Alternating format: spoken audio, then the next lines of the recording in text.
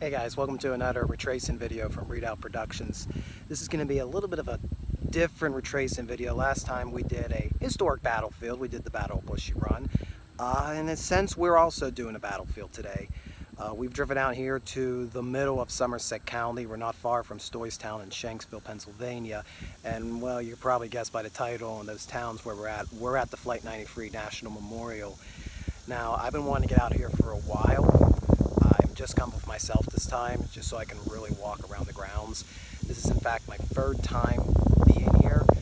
And the interesting thing about when you talk about 9/11, Flight 93, especially living here in Western Pennsylvania, it's kind of etched into your memory.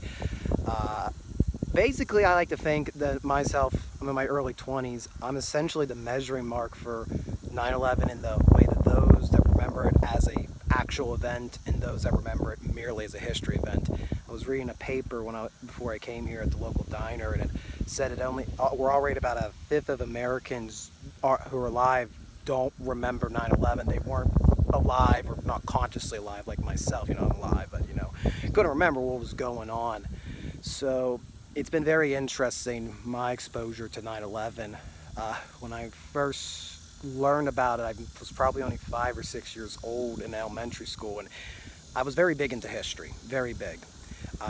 I would talk history up the wazoo. The elementary teachers didn't know kind of how to handle me. They liked I was into history. On the other hand, I didn't know what a censor was. So when I would talk about Gettysburg, for example, I'd go into all the gory details.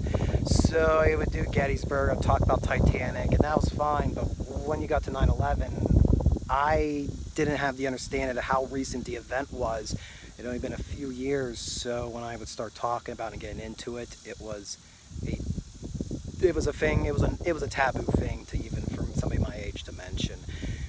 Now we're at the 20th anniversary. The video should be uploading on the 20th anniversary of 9/11, and it's already crazy to think that for some people it was like yesterday, and for other people like me, that's a long time ago. So like I said, it's my third time being here. I was here one time when it was just a little temporary memorial, I think somewhere over in that direction.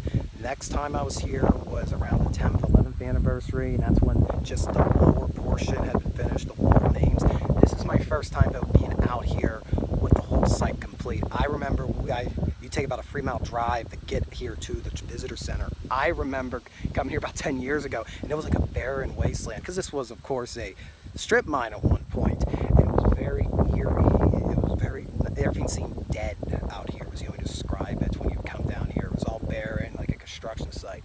But now driving back again, it's like just driving any back road in the area. Trees all growed up, really condensing your vision. You're coming out, and then you eventually come up here to the visitor center parking lot. And I think that is part of the intention, that they concentrate your focus until you don't really get to see the memorial site until you're there.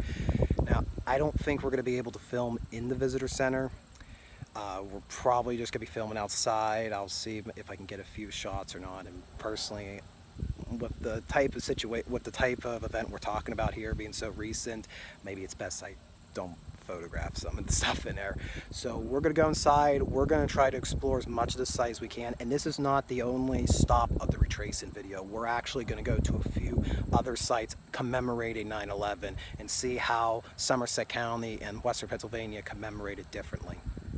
It's interesting to point out that September 11th was a Tuesday in 2001, and although this is not the actual anniversary, it is the Tuesday before the anniversary that I'm here.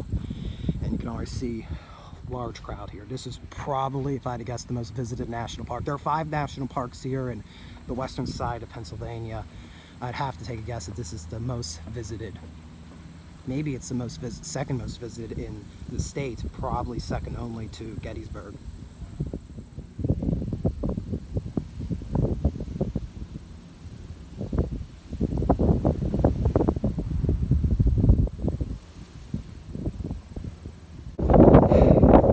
This is the third time I've almost forgotten my mask. When am I done with this mask stuff?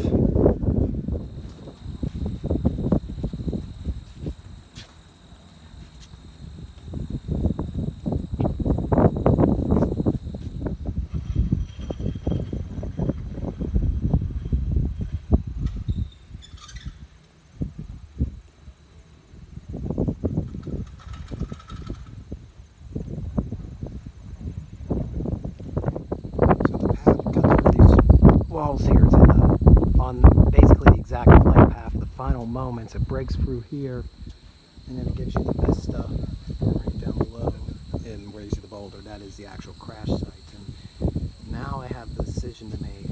Do I take the short route, or do I do the full thing, make the trek around? Because this loops around all the way through the marsh fields and then down to the Memorial Plaza. Alright, I am a glutton for punishment, and I also feel I need to do this, to do the full experience, to pay full respects. I'm going to walk the full walkway down to the Memorial Plaza. I'm probably going to take the shortcut back up here to the visitor center. And the visitor center, we're passing the glass that's in there, so you might see some of the exhibits. I don't know if you want to or not, but anyways, like, hopefully that will cut in. So essentially the visitor center is how I expect it to lay out, like a timeline. It goes through the events, waking up in Shanksville, waking up in New York, waking up in the United States on a normal day, then it goes through the first signs of trouble. And then the exhibit that I was probably honestly most struck by, and I did cheat, I did take a video of it because you have to see it. There is a display, and it's nothing more than a television monitor, and it's showing you the infamous news coverage of the event, Flight 175 going into the South Tower. And like I mentioned at the start of the video, I'm basically at the age where I'm basically the benchmark of the interpretation of this history, from it being an event you lived through to an event you learned about in class or something like that.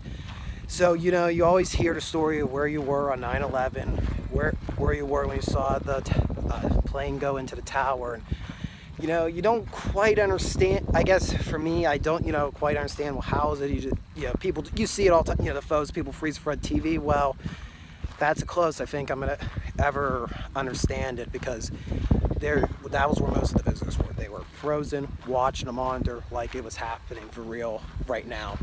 It was humbling to experience. And the rest of the exhibit goes through, like I said, the timeline events, boarding Flight 93, the plane taking off, first signs of trouble, the hijacking, the fight back, the crash, and the investigation. And part of the reason I'm taking the walkway down is because I'm basically going to explain what the visitor center explains. So there's probably going to be historical inaccuracies going forward. This is coming off, I'm shooting off the cuff here on the history. Let's see if my brain has remembered some of this stuff. So we go to September 11th, 2001, New York, New Jersey. That is where United Airlines Flight 93 originated from. Its destination is San Francisco. Technically, these planes, these Boeing 757s, they could put nearly 200 people on and passengers, but it was not uncommon that if schedules changed, they would open up a flight and only about 30 or 40 people were changed schedules, and they would take this flight instead. And that's what happened with Flight 93. Most of the people that were on board, the few passengers there were, they had changed schedules and they had to take this early morning flight. I believe, if the number's correct, it was 33 passengers, not counting the 4 terrorists. You have 7 crew on board, pilot, co-pilot, and 5 flight attendants. Boarding begins around 7:30 for Flight 93. The plane's meant to be out of Newark shortly after 8. It gets delayed by 25 minutes. It's very busy on the tarmac. It will not take to the air till 8:42. Now, if you are familiar, you'll realize already by this point Flight 11 had been hijacked. And just a few moments after Flight 93 is airborne, Flight 11 will strike the North Tower at 8:46. As the day goes on, it's normal in United 93. I mean, most people are unaware of basically everybody's unaware of what's going on down below on the ground. At 8:59, that is when Flight 175 is going, my apologies, at 9:03, that is when Flight 175 is going to strike the South Tower. And the course of American history changes forever. Now, what's interesting, as I was doing some research, Flight 77 gets hijacked even before 93 does. So all these 3 hijackings, all 3 of the 4 planes are under terrorist control before Flight 93 is. And just prior to the hijacking of Flight 93, see, I'm going again. The United Airlines dispatcher by the name of Ed Bellinger, he actually sends out a text warning at 9:19 a.m. in the morning. I did not know about this. He actually sends out a text warning to the 16 aircraft that are under his jurisdiction at the time, warning of cockpit intrusion.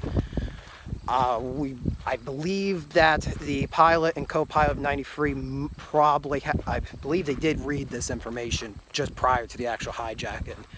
The hijacking itself, it's believed it occurred at 9:28 somewhere over northwestern Pennsylvania going into northeastern Ohio. There's 4 hijackers on board. One claims they have a bomb around their waist. They tie on red bandanas to identify themselves when the hijacking commences. All 4 hijackers were sitting up in the first class section of Flight 93. What I found very interesting is some of the key figures like Mark Bingham that you're going to hear about later on, they were sitting behind or across, very close to the terrorist prize stack. I find that just interesting that they're soon-to-be killers. They're sitting right next to them. I couldn't imagine. By 9:30, Flight 93 is under the control of the terrorists. The pilot and the co-pilot are dead. There are reports when the first phone calls start going out of 2 bodies being on the floor of the aisle, the lone aisle that goes up the middle of the aircraft. I believe that's most likely the pilot and co-pilot. Also, you're going to start in one of the phone calls, I believe who said it, but they actually believe there are reports that one of the flight attendants was killed by this point and that a passenger had also been stabbed. Now, there's of course dispute to all this. There's only 1 or 2 sources for all said. I mean, a lot's happening very quickly, but that shows to me, I'm starting to believe that the passengers were already starting to individually resist in small ways when the hijacking first commenced. Now, sometime around 9:40, Flight 93 is going to be veered off its course over Ohio, and it's going to be turning to the south. Somewhere around 9:30 also is where the terrorists will accidentally communicate with Cleveland Air. Those messages, the Cleveland Air messages, I think have been heard just about by everybody in various documentaries. So there are 2 brief messages from the terrorists indirectly to Cleveland. That's where we get to reveal that there's a bomb on board, supposedly. The plane starts veering its way back over Ohio. It's starting to come across the Pennsylvania border, and that's where the phone calls start coming in. Mark Bingham was the first one, I believe, that was informed that the towers had been hit. And several other of the passengers and crew are informed that 1 or 2 towers are hit. It's at 9:37 when the Pentagon is hit. And they're going to get that report. And it's at this point Flight 93's passengers realize what is happening, which none of the other passengers had a chance to figure out in the other planes.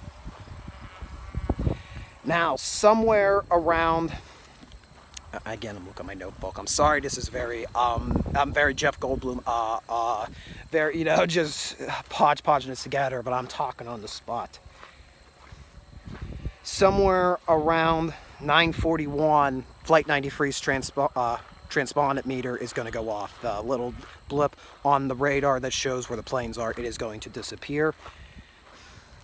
Around the same time where one of the most important phone calls are made, that's by Todd Beamer. That is to a GTE operator. His phone is going to stay on from 9:44 until the plane actually crashes. So some of the investigation is going to come from this live phone that's going to be here picking up noises of what happens next. Around 9:45, the White House and Capitol are evacuated.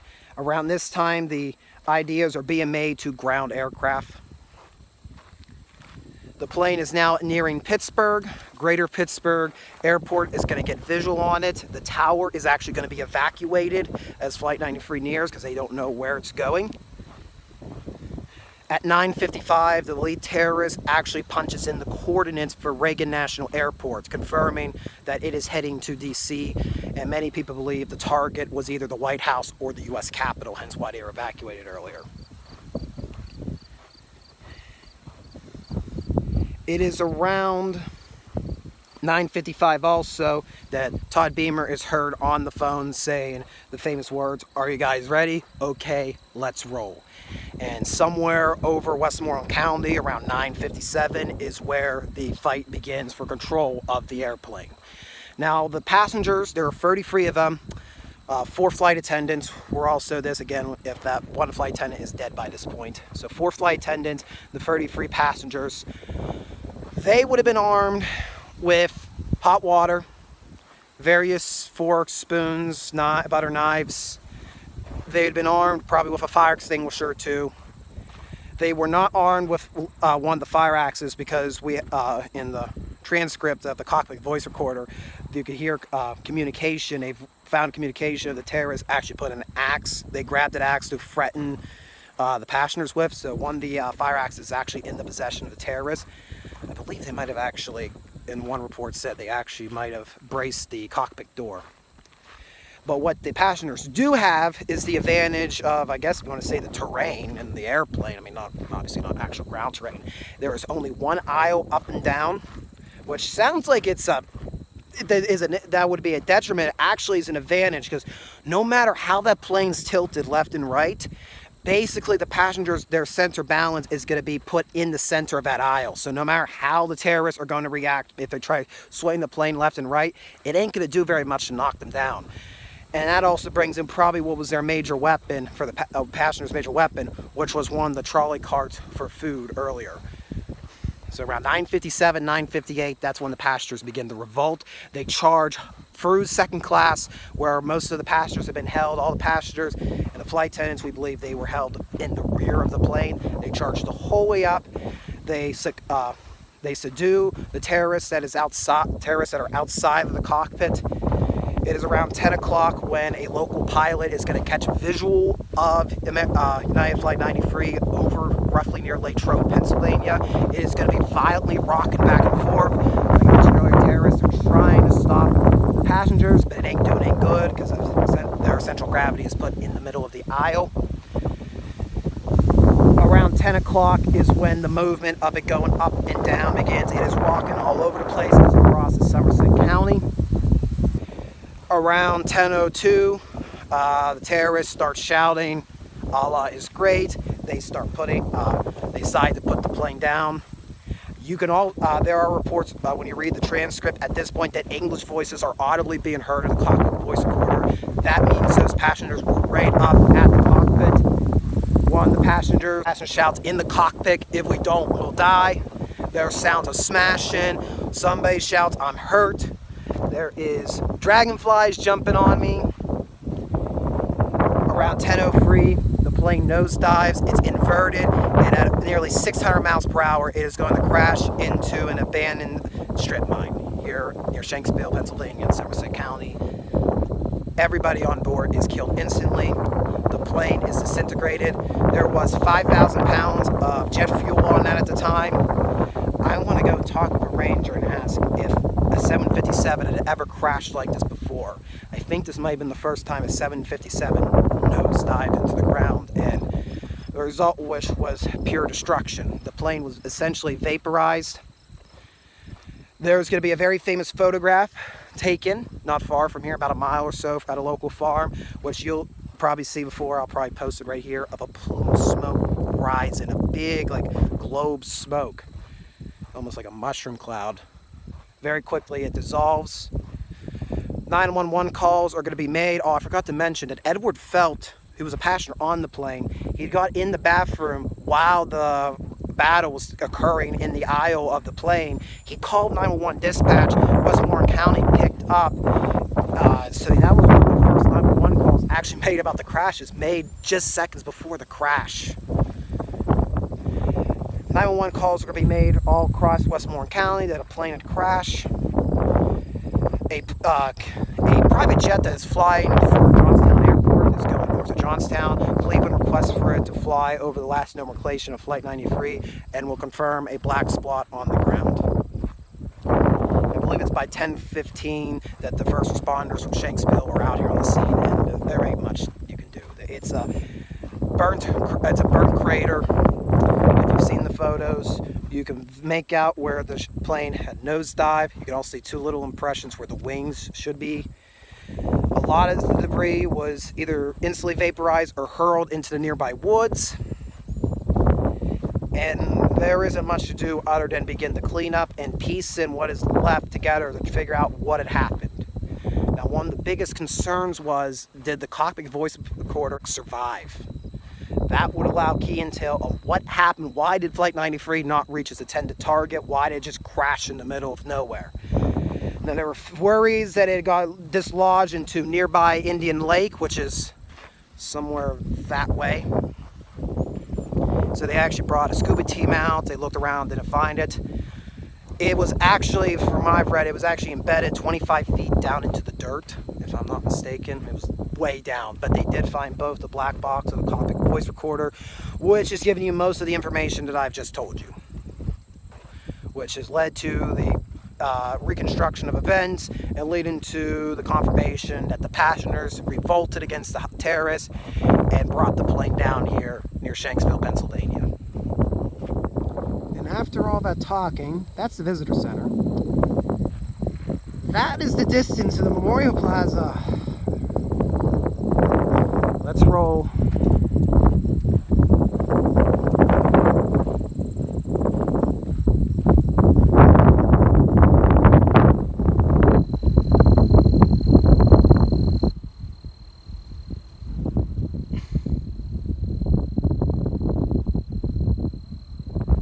I am the only one, as far as I can see, that's on this trail right now.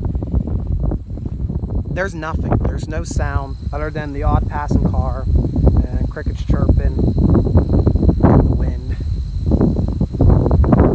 It's just crazy. I mean, the really thing that of all the places this plane could crash, it was here in western Pennsylvania. It was right off Lincoln Highway, US 30, one of the most historic routes, not just in Pennsylvania, but in the entire United States. It's just 3 miles off US 30. I just pulled off it. And we're not that far off the road. 3 miles, so not too far off. It's just nothing out here. It's quiet.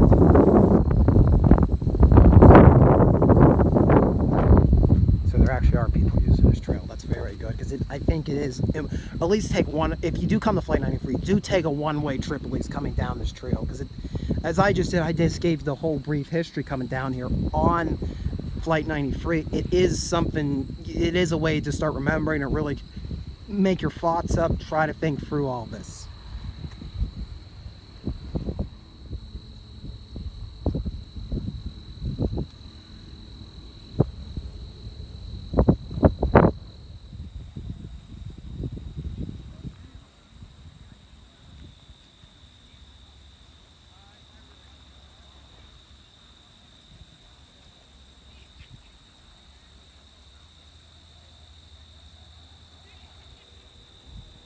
So we're now essentially at ground zero for Flight 93. We're going to take a short walk. There's a zigzagging black granite obsidian, I don't know what the material is, path that zigzags up to the wall of names, and you'll be able to look over the actual crash site and where the debris field was. The crater's actually since been filled in, so it's just a flowery field now in honor of the passengers and crew that died here.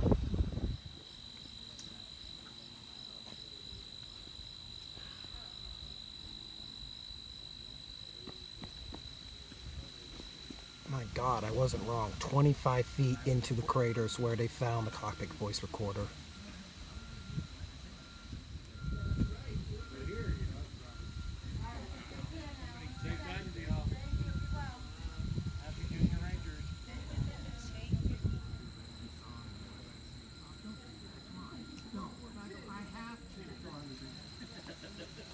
I said, you know, I only got one thing to say. You know what?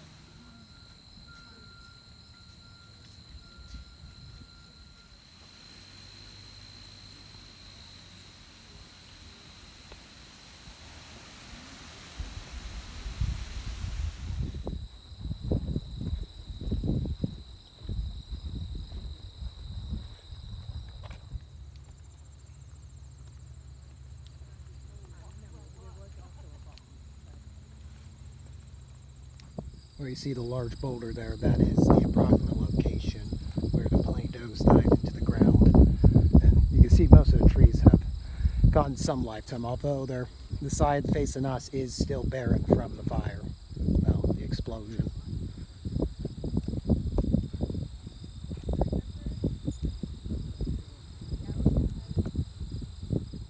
I've also noticed too, walking Fruited Path, and we're not far down from the museum. We're at the near the loop. I've noticed a lot of visitors, Dad. This is the second time I've seen a lot of them, so that means when a lot of people do visit here, they, at least one way or another, make the full loop, which is good. You should walk the full site at least one way.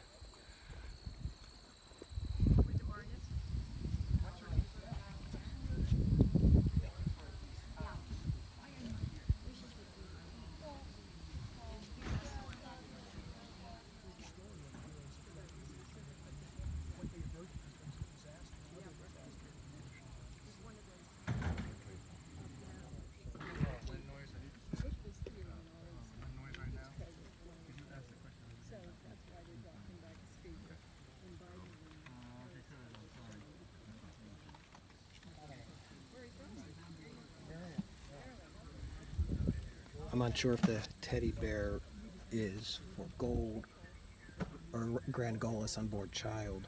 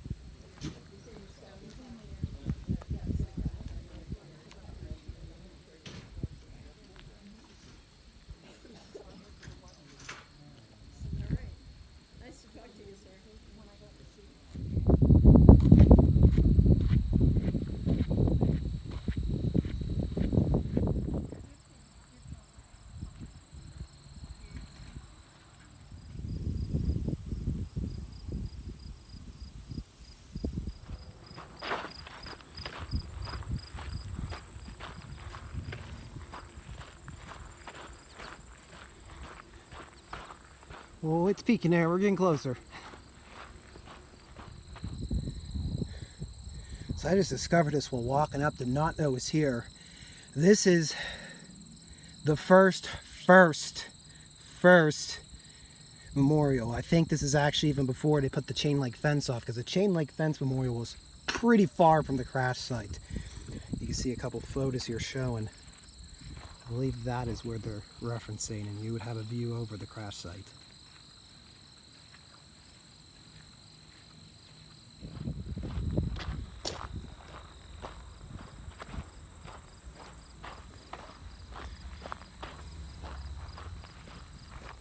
Alright, I've been here for about 3 hours. I've talked to several people out here, both visitors and park officials. The one I was talking to was Cody Arnold just a few minutes ago inside the gift shop. I asked a few things. The barn that you see is not the barn that you see in the famous photo of the smoke. That barn was there, the barn and farmhouse there. They were there during the crash. The outbuildings, most of them were there as well. At present, which is September 7th, 2021, it is still owned in private hands. The property owner at the time of 9/11 is now deceased. His family maintains the site, but I think how he worded it, it's in park boundaries. It's not park property, but it's within park boundaries. So maybe in a few years, if something ends up happening out there, maybe like a Gettysburg situation, and eventually gets merged into the park site proper. Another thing I asked him was about the Boeing 757. Had there been something like this before? As you probably have heard, the conspiracy theories, oh, no plane in the crater, so it was shot down, all fake. And I've been trying to dispel that, because my thing is, have you ever heard of a Boeing 757 intentionally ditching itself nose first at 600 miles per hour inverted? What is the results of that? Have we ever seen the results of that? Park Ranger Cody Arnold there, he suggested about US Air Flight 427, which, just to come to think of it, in a couple days from now, that's the anniversary of that wreck. That occurred out near Alquippa, PA, and maybe I'll do a video on that someday. That was a Boeing 737. It too had rudder issues. yeah, it wasn't an intentional crash. It was unintentional, inverted, and crashed nose first. Now, my thing was before 27 when it crashed, when you see the aerial footage, there's still considerable large chunks on the ground. It's not like 93 where you see the photo and it's just a black spot on the ground. Park Ranger Cody Arnold, how he described it, basically, if you throw a baseball into the ground, if it's a hard ground, it kind of ricochets back up. But if it's a soft, soft disturbed ground, it kind of gets stuck in there. Not much of a ricochet. Then you have to remember, this was all a strip mine when the wreck occurred. So this ground had been, I think the strip mine was still in operation till 1995. So it all was pretty disturbed ground, pretty loose soil. So when the 93 came nosediving in, that's loose soil. The park ranger, how Arnold described it, basically the cockpit kind of probably sheared off and disintegrated, and that allowed for the body to be essentially vaporized when the jet fuel caught fire and exploded on impact, and hence why there's so little large debris, and why when you see the video, basically a lot of debris just kind of sunk into the ground. So that answers some of my questions. Oh, and the trees. I asked about the trees. They are 4 different types of maples that make it up. One of them is red maple, so yes, there is that reddish part of the crescent in the fall. We'll go with it. I don't want to, I'm not trying to give conspiracy theorists any ammunition. But they are 4 different types of maples. One of them is a red maple. He's positive of. There's a lot of different trees here, though. There's a lot of different plant stuff. I actually took a video of a identifying card here at the visitor center showing all the different plants. So for you that like your plants, there it is. Go pick them out while watching the video again. So that concludes visiting the actual crash site and memorial. We are not done with our memorial visits, though. There are a couple others. Like I said, this is to show not just how we commemorate here at the crash site, but how Somerset County commemorates it elsewhere. There are other memorials, small ones, but other ones. So we're going to go check to see, and maybe one of them might be, hopefully it'll be open when we get there. I can't find our hours. And that over there is the Tower of Voices. It was just recently dedicated, I think 1 or 2 years ago. Unfortunately, I don't have time to stop and visit it. Maybe another day in another video. And there's a lot of people there, so I don't know if there's parking. There are 40 chimes in air for all 40 voices that were snuffed out.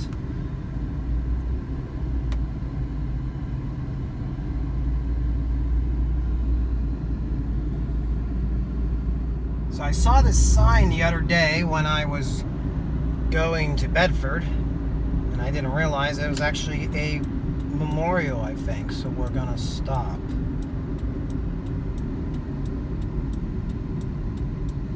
So we are at just across from the entrance to the national park site. We're at what is the sign said is Patriot Park, the Global War on Terrorism Memorial. And these are the founders and donors behind the site. I think this has just been put in. I don't know anything about what I'm about to walk into. As I mentioned when we're at the Flight 93 Memorial, that you can sort of think of Flight 93 as the first battle against terrorism, all 9/11, but especially Flight 93. If the World Trade Center was the first shots, you can consider Flight 93 was the first counterpunch. And of course, there were invasions into Afghanistan and Iraq and all of the Middle East stemming from what happened on 9/11. Oh my God.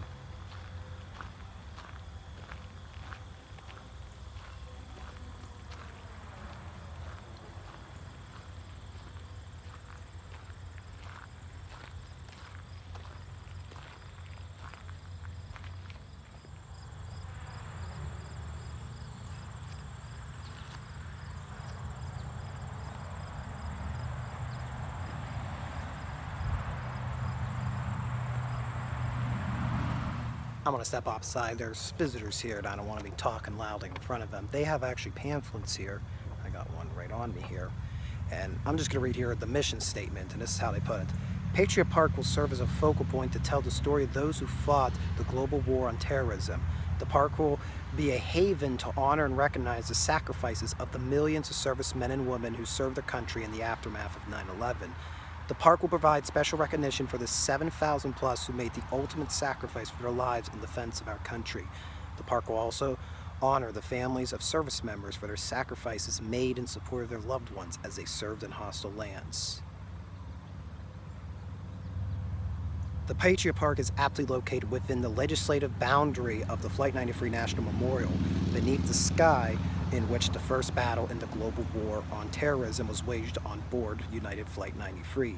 The centerpiece of the park is the Gold Star Memorial Plaza. Visitors will sense the cost as they walk across the plaza, heads bowed, reading name after name. Surrounding the plaza, the storyboards will recount the heroism and sacrifice of our global war on terrorism veterans and their families.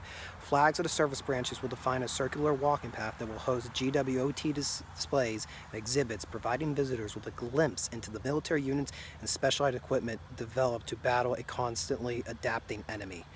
An education center will also be provided with meeting rooms, indoor displays, and a theater. It's estimated it will cost $7 million to construct. Funding for the construction and operation of the facility will be through private donations and charitable contributions. So this is just a temporary, this whole site apparently they plan to make this into a permanent museum essentially for the global war on terror, which is, I think, a great idea. Just to give you an idea, again, this is the brochure I picked up, and I think what you see here, this is going to be the finalized design. It's in the shape of a pentagon, very appropriate, and you can see the different flags that I have here. So what they have now is just a temporary display, but even as a temporary display, just walking back, I had no idea what I was expecting. It kind of caught me off guard.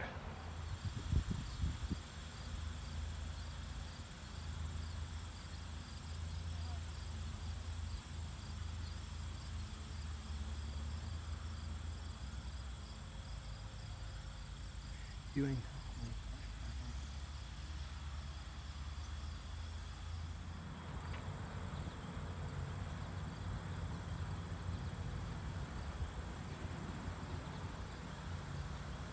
One of the plaques here tell the story of Private First Class Niels George Thompson.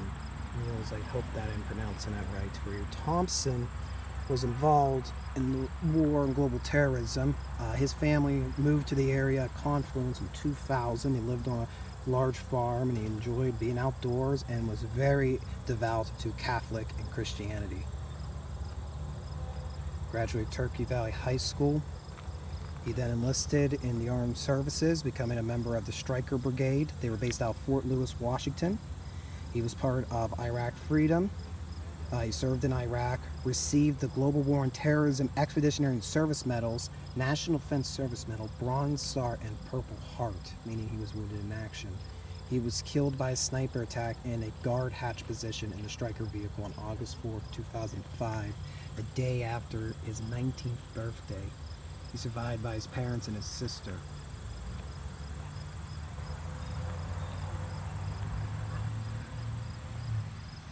I was just talking to some visitors here, and it seems they have pretty considerable knowledge on the site, what's this going to become. And they just told me between these two baskets of red flowers, those are 13 American flags for the 13 people that were killed at the Kabul airport explosion.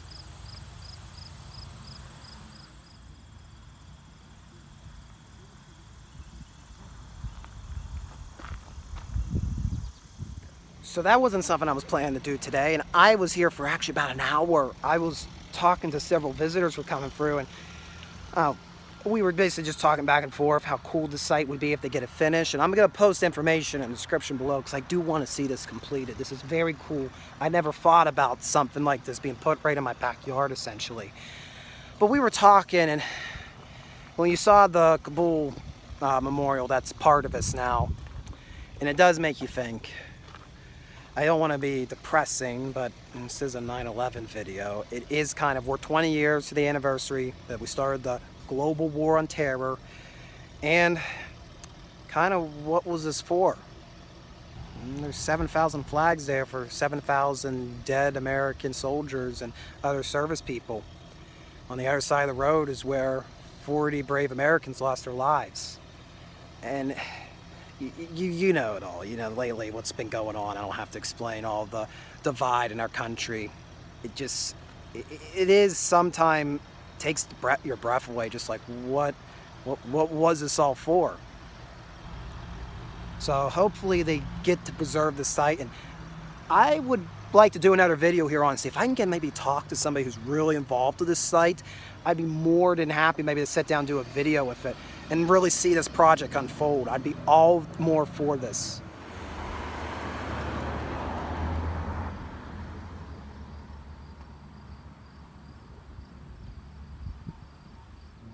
All right, we're just taking a brief stop here in Shanksville, and it's the name you hear all the time, associated Flight 93. It's actually about 3/4 miles actually from the actual crash site, but it is the site of the fire department that first responded to the crash, and I just briefly stopped for what's on the hill over here.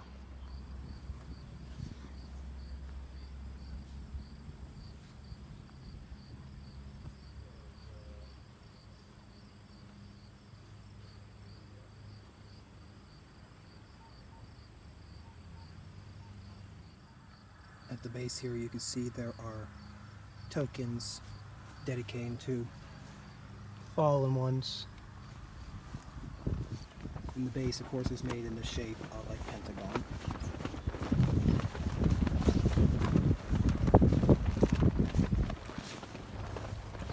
And the cross section is made out of a piece of one of the Twin Towers.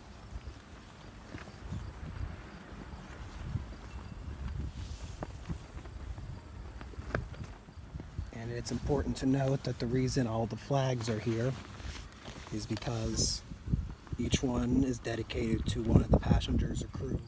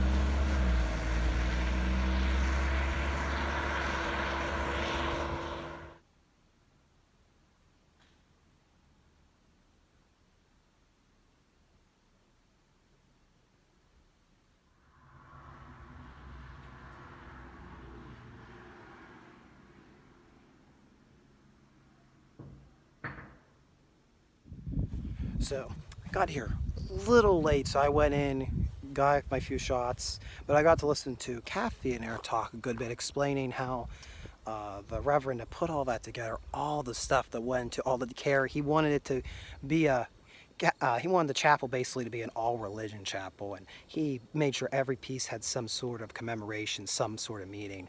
So we're now outside. I can talk a bit more. The chapel actually started back in the late 1880s. It was a Lutheran chapel. It was built right here at the crossroads, and there's actually a cemetery right across the street here. Might go exploring that. Eventually, though, the congregation left here. It became a feed storage place of all things for about 30 years. And by the time of September 11th, it was essentially abandoned and it was looking for a new buyer. The Reverend, he looked into buying this in early 2002 because he kept going to the crash site and helping do services for the victims and the volunteers that were there doing the collections of the debris. And eventually he wanted to put something together where he can do his services near the site, but it didn't have to be out in the bare open, somewhere where families and all of the first responders can get away from the hustle and bustle of the recovery effort. So he tried to purchase this initially. Somebody else was buying it. 3 months later, though, that sale broke through, so the Reverend ended up finally getting the purchase in his site.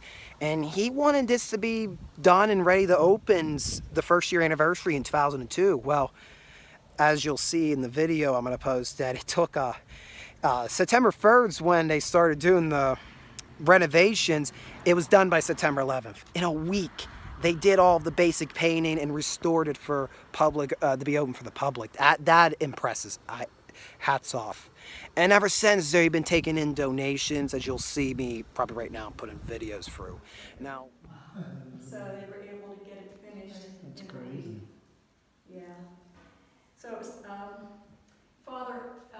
priest's name was Father Alphonse Mascherino. People call him Father Al for short. You'll see his picture passed away in 2013. But we do try to keep what he did here going for the families and for the public, who's usually very interested. A line from the hymn, How Great Thou Art, and the line is, I see the stars, I hear the rolling thunder, and there are 40 stars up there, one for each of the passengers and crew members of Flight 93. This piece here, the sanctuary lamp, was done by a blacksmith in Somerset. His name is David Weimer. And the piece halfway up represents the plane. The bottom portion represents the crater and the flames that resulted when the plane crashed. But the most important part of this for Father Al was what he called the light of freedom burning in the middle, because he felt that that's what the passengers and crew members were fighting for that day. And he did not want an electric light put in there. He wanted a candle to be put in there, because a candle has to be replaced and relit every so often. And he wanted that to be a reminder that we need to do something to preserve our freedoms. They're just not going to continue automatically. And it was also designed, as you pull it up and down, to sound like an airplane in the distance. I'll do that and you can see if you think it does.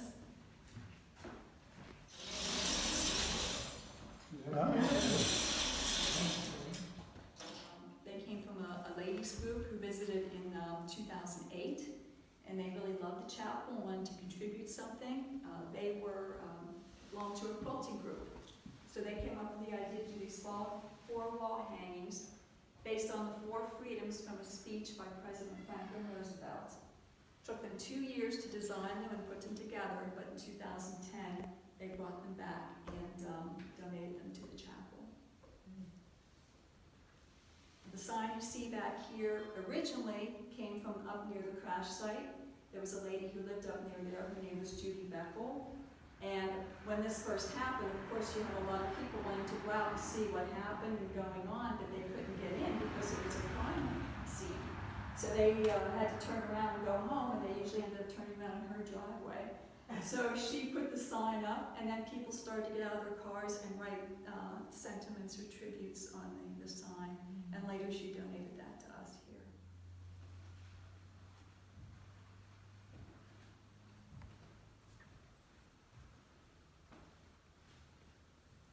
A very interesting display here. This is the plane made by First Officer Leroy Homer Jr. He was First Officer of Flight 93. He actually made this plane. That's what the sign is saying. And the letter back there is the last known letter written to his mother.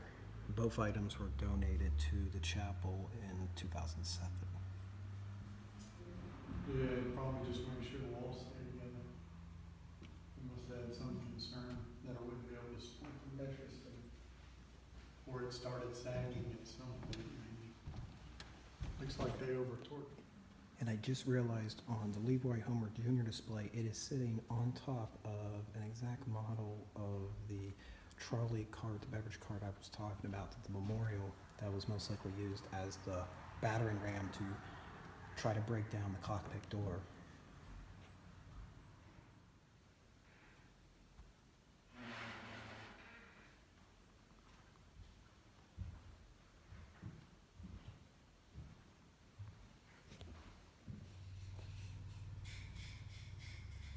There are 2 letters here from the White House showing the correspondence between the chapel and President Bush. This one is from, that is directed to the Reverend who put this place together, Mastrino.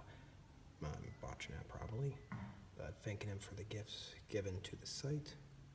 And then 2 years later, we have this one of the President sending his warmest regards to the chapel.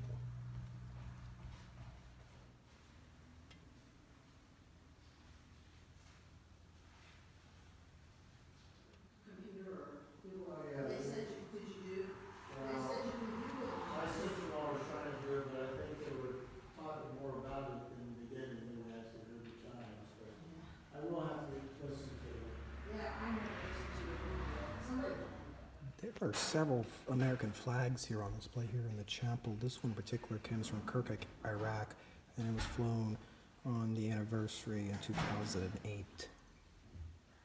is a memorial to the crew of Flight 93. And when I went in there, there's a lot of stuff in there, but there is a lot of stuff particularly relating to the captain, the co-pilot, the flight attendants. So it is appropriate that they the crew here have a monument just dedicated to them here.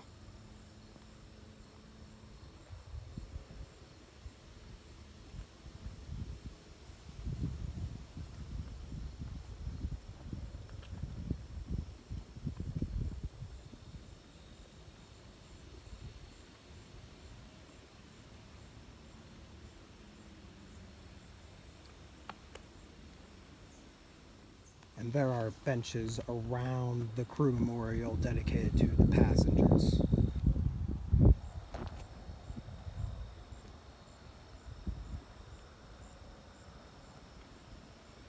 Surrounded by flags from all 50 states. As well as, just like Shanksville's site, there are 40 flags for the 33 passengers and 7 crew members.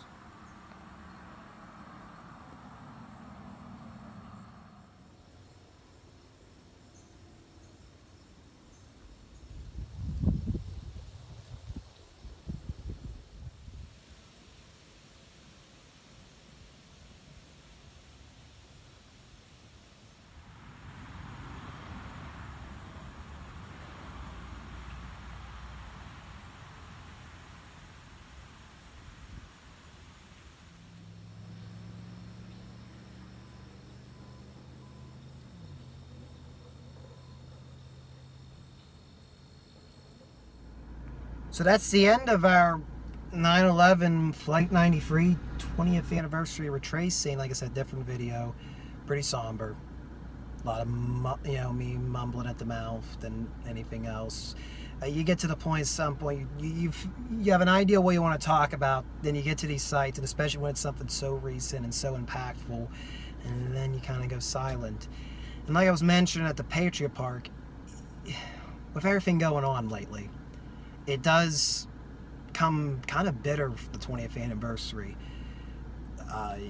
With everything going on that happened in Kabul and just the past year or so for the United States, it does leave one wondering, well, where are we going? What was this all for? We don't want these people that died on Flight 93 and 9/11 and anybody who's died in the course of American history to die in vain, but right now I'm at a point where what was it all for? Hopefully it is to preserve the country and preserve our history, which is what I'm hoping to achieve by doing things like this video here. So hopefully in a few years we'll be in a brighter place, in a better place and better mindset. But thank you for watching. I hope you enjoyed it.